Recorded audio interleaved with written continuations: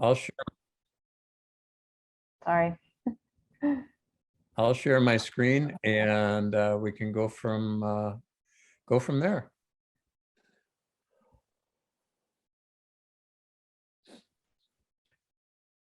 Share. And let's see. I want to do this one. No, I want to do this one.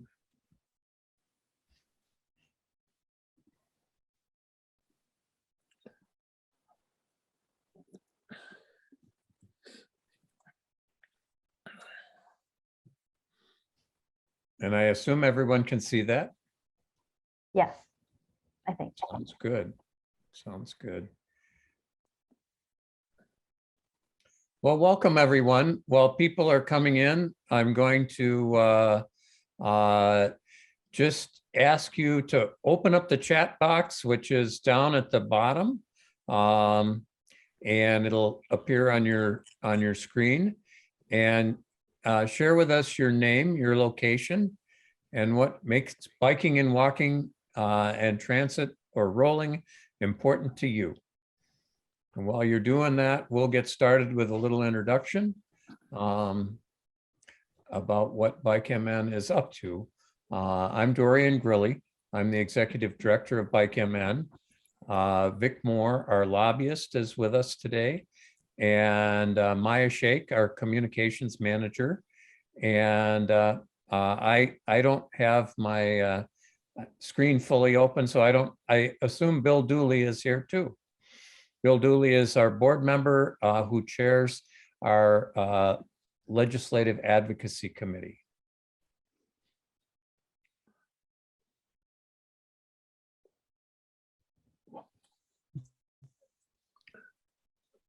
And let's see.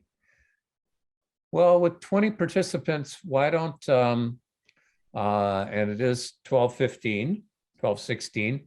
Why don't we get started? I'll simply introduce that, for the last decade, BikeMN has been active at the legislature. When you combine Bill Dooley, who was a lobbyist before he retired, Vic's experience and my experience, we're approaching probably 80 to 100 years of combined experience at the Minnesota Capitol. So you have some good people here with you today who can answer lots of questions. And so each year, our committee, and any of you on this call are welcome to join us. Each year, our committee, and we do the committee meetings via Zoom, and I think we'll continue that, even if some of us choose in years to come to meet in person at the BikeMN office, we'll always have a Zoom link available. So each year, that committee selects a list of policy and funding issues. And very often those policy and funding issues are based on what we had worked on in the previous years, and what passed, what didn't pass, what didn't get allocated enough money, or is an ongoing financial need. But one of the most important things that we consider is what the overall political climate is each year at the Capitol. And for that, we're really lucky to have a very experienced lobbyist who used to work for the Minnesota Senate Majority Leader and the state of Minnesota. So Vic, you want to give us a quick overview about what's going on at the Capitol?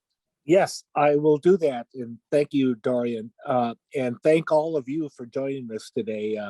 It really makes me proud that that we have so many people from all around the state that are interested in biking and hiking and mass transit. So the legislative session begins on Monday, January 31st.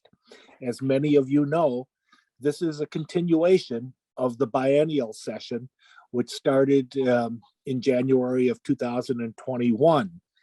I'll just give you a brief summary of how 2021 looked because it'll give us a little bit of a clue of what to expect in 2022. The major responsibility of the legislature last year was to enact the biennial budget. Under our Constitution, we have to have a balanced budget every 2 years. And the legislature ultimately did that, but they didn't do it during the regular session. During the regular session, they had introduced over 2,600 bills. That was an all-time record for one session. Guess how many they passed? Before the end of the session, which ended constitutional deadline of May 18th, they passed 31 of the 2,600 bills. Up until the last weekend, they had only passed 17. And guess what? None of the 13 budget bills passed. And that was the major reason for the major legislative agenda for them last year, was enacting a budget. But none of the 13 passed.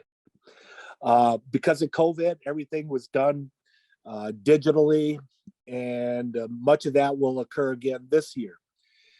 Surprisingly, though, they had a fairly good month of June in a special session, and they were able to enact a balanced budget. 13 bills were passed, and our issues actually fared fairly well in that process. Now, if they hadn't done that, we would have had a government shutdown. And unlike the January 14th shutdown where the court intervened, this would have been a real shutdown. Everything would have been shut down. So there was pressure on the legislature to get their work done. Okay, now fast forward to this January. There is no backstop.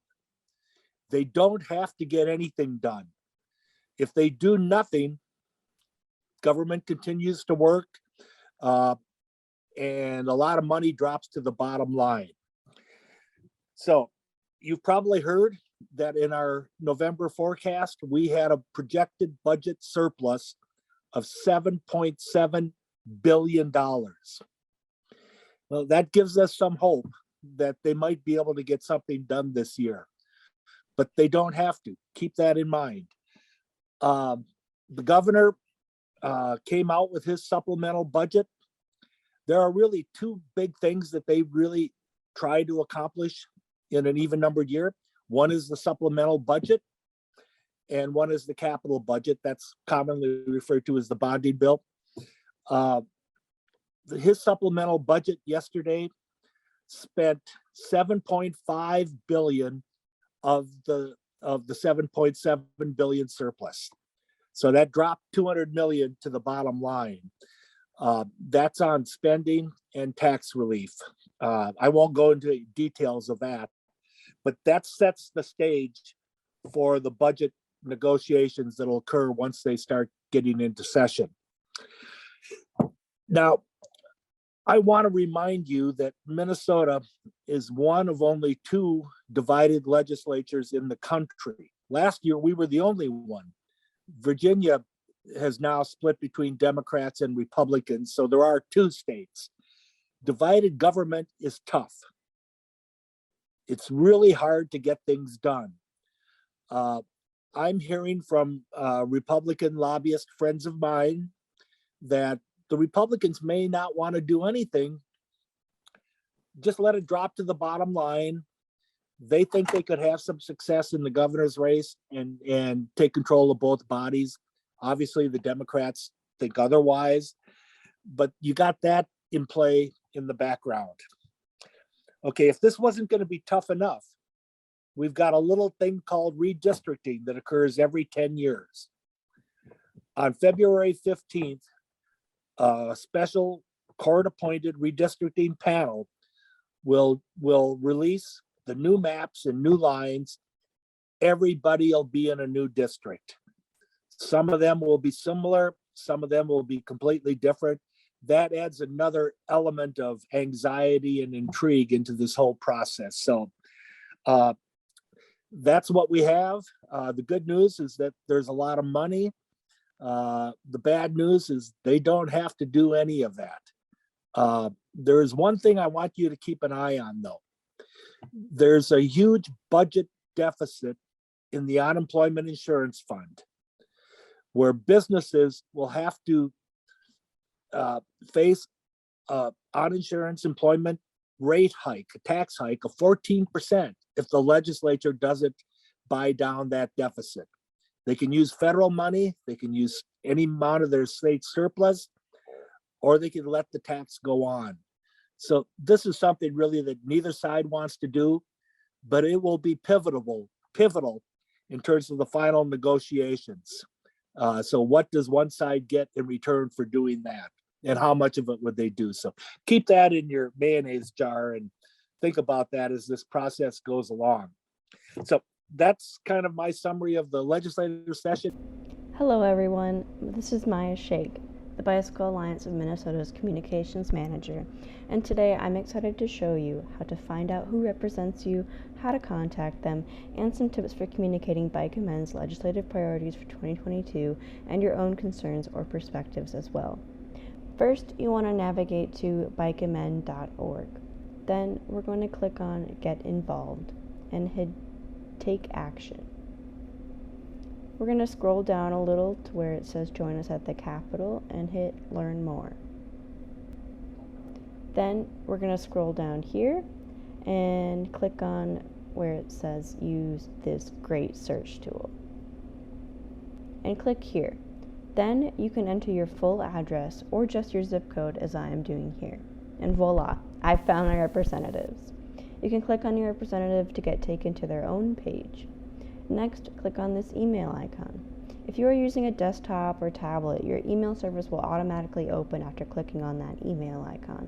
But I like using Gmail, and I don't have a separate app for that, so I will simply copy and paste the email address on the page. Now I have their email addresses ready to go in Gmail. What do I want to tell them?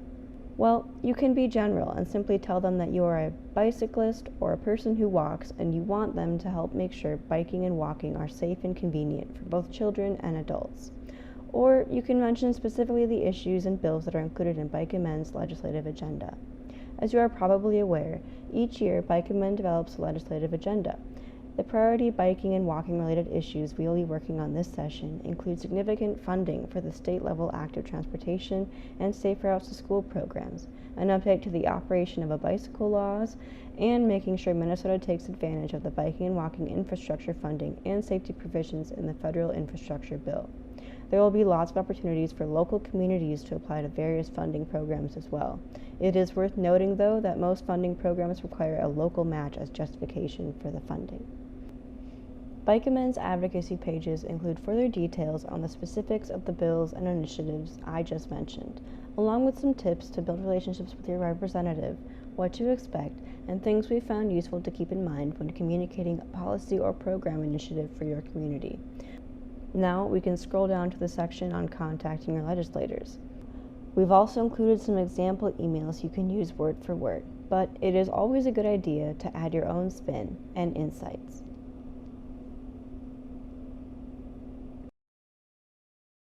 As noted, you can certainly help by calling, email, or writing your legislators.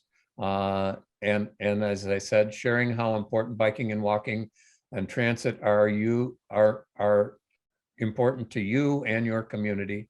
And I think the most important thing is you can stay up to date via BikeMN action alerts, blog posts on our webpage, and our e-news, which is something you can sign up for on the homepage at BikeMN. So Maya, other things to add? It looks like we have a question, if we want to take that. Okay, and that's in the chat? Yeah.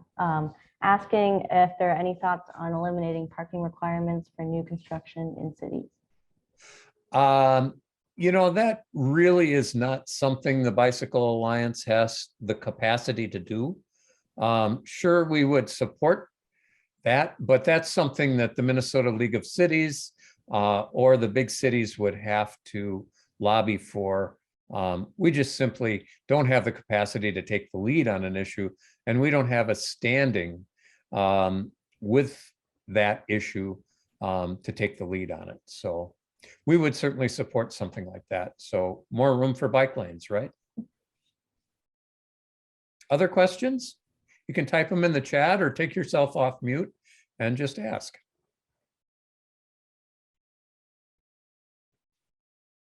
I can certainly bring that up to the our friends at the League of Cities.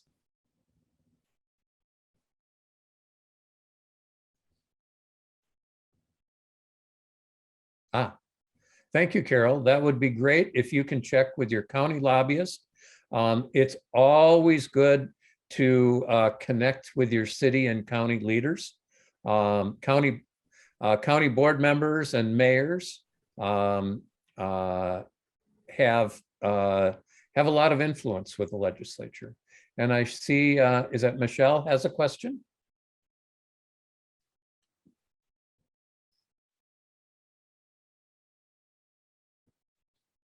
Take yourself off mute. They should be able to unmute themselves. Let me see. Here, I'll see if I can, no. Can you quickly type it in the chat box? Sorry. Maybe I can just unmute. I got it. Oh, Thank Oh, you. good. I think this is kind of taking on the last question. I think that's it's something I'm becoming more curious about, is where does BikeMN sort of stay in its lane, as it were, and how can BikeMN be supportive at different levels of government?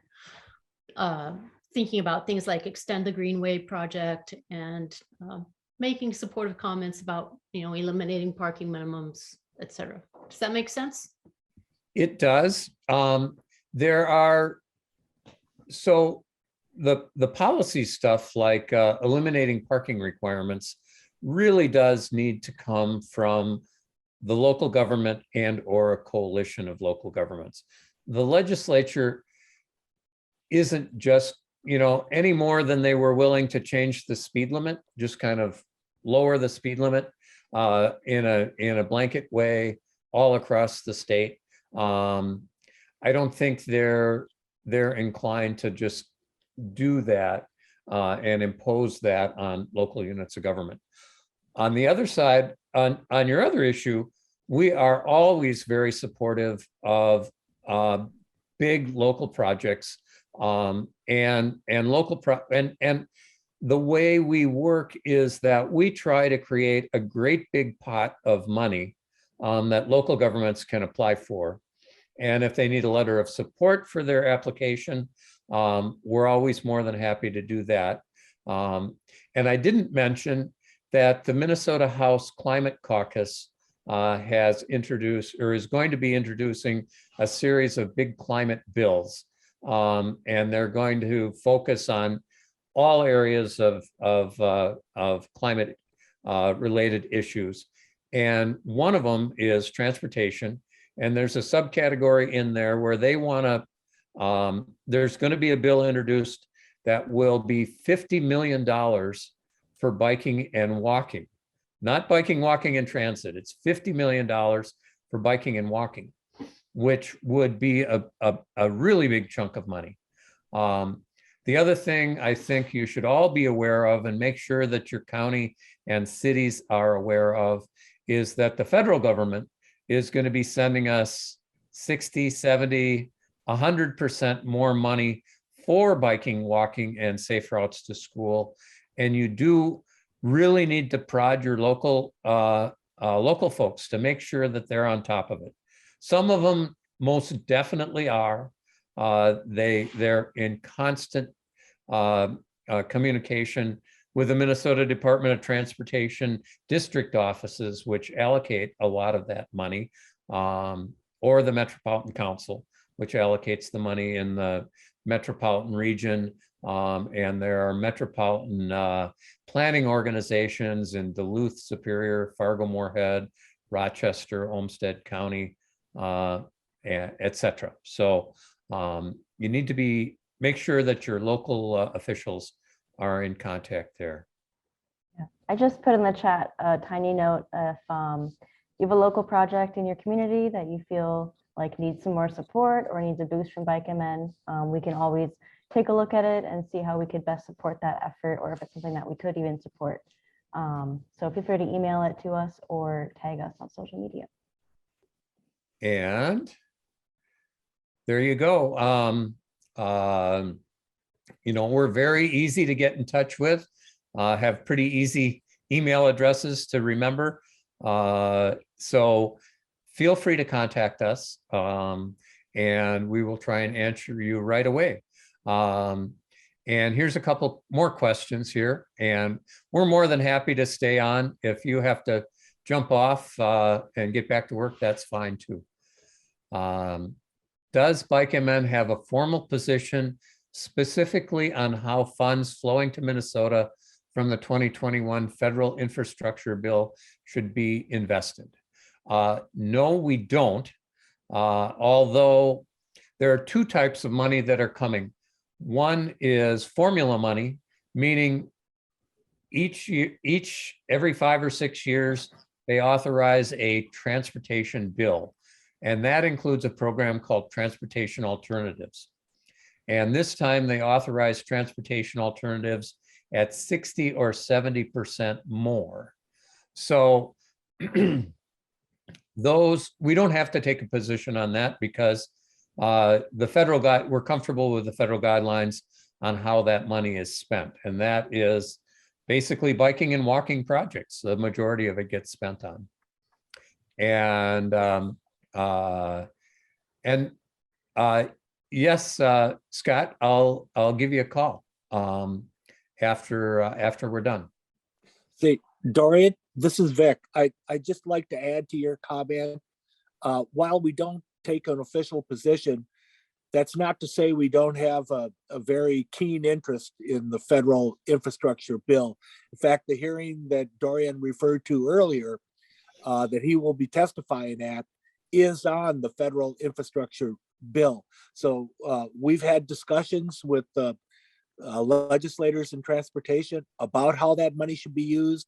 We advocate strongly to make sure active transportation gets its fair share from that.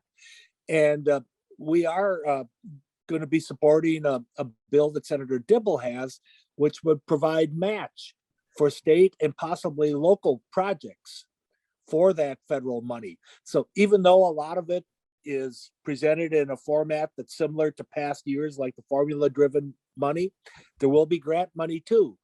And we will be active in pursuing our interest in regards to those funds. I just didn't want you to think that we're not involved in that, because we are.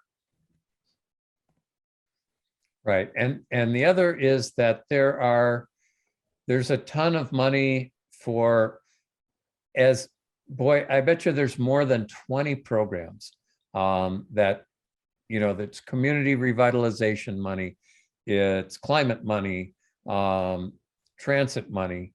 So there's lots of other ways that money could be spent on biking, walking, and trails and other facilities. So we don't have a position on that, but we will definitely we'll be in touch with communities and encourage them to apply for that money. Any other questions out there? It looks like there's one in the chat about safe routes to school from David's first. Okay, sure. And I'll read it. Are there requirements on how cities use safe routes to school funds? The reason I ask is when my community redoes a street, they only replace sidewalks on one side of the street. To me, that doesn't seem like the other side of the street is a safe route to school. Communities do have the authority to set that policy. And David, I couldn't agree more that it's a very frustrating policy.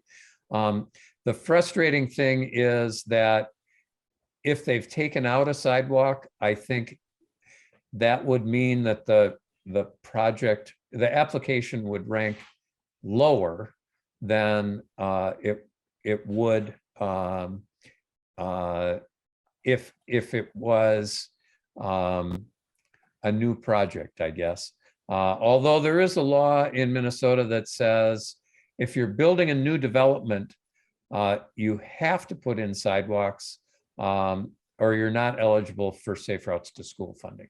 So I'm not sure exactly the details there, but there is a hitch on the law that says you definitely have to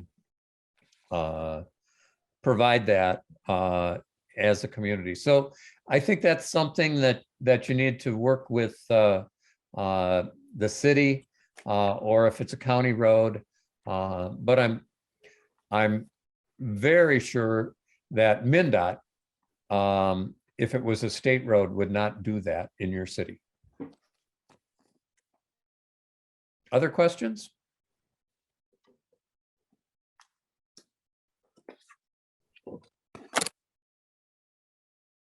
And if you raise your hand, there's a little raise your hand button. You pop up to the top of the screen and I can call on you if that works. Otherwise, as I said, let us know and have a good afternoon, I guess. And thanks so much for joining us. I'm so happy that so many new people and people from all around the state have been able to join us. We're more than happy to help you engage for the first time or engage in some detail. If you have, you might want to look at your legislator and see if they are on the transportation committee or another key committee, the bonding committee or capital investment committee, because they could really, really make a difference, and your voice could really, really make a difference. So thanks so much to everyone. Have a good afternoon. Bye. Thank you. Thank you.